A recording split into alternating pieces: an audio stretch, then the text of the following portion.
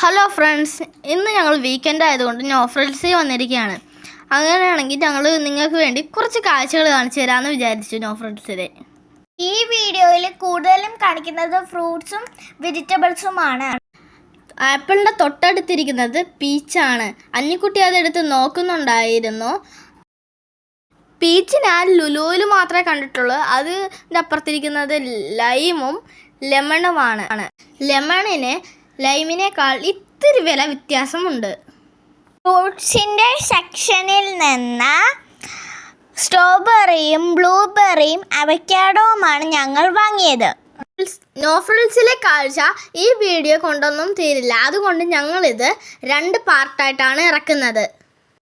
അടുത്ത പാർട്ടിൽ live fish സെക്ഷനും മീറ്റ് സെക്ഷനും കാണിച്ചു തരാം.